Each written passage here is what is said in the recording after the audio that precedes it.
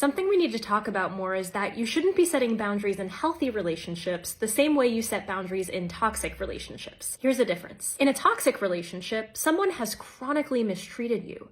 They probably haven't shown you basic respect, and they haven't been interested in understanding or meeting your needs. In a relationship like this, your boundaries are all about protecting yourself from mistreatment, which means you don't need to explain the boundary, you don't need to take care of their feelings, and you definitely should not negotiate the boundary. Now, in a healthy relationship, you're not being chronically mistreated.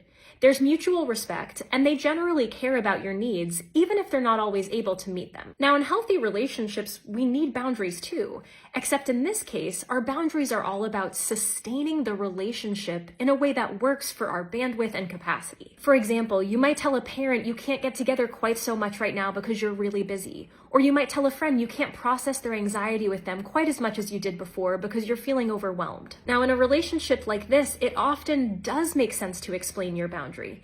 And it might even make sense to negotiate it, especially if your needs and their needs are in conflict, but you want to sustain the relationship. You don't need to take care of their feelings, but you can definitely show empathy, especially if they're understandably disappointed about the new distance you're inserting. Healthy and toxic relationships are different. Learn how to stand up for yourself in both, and stop people pleasing and find your power.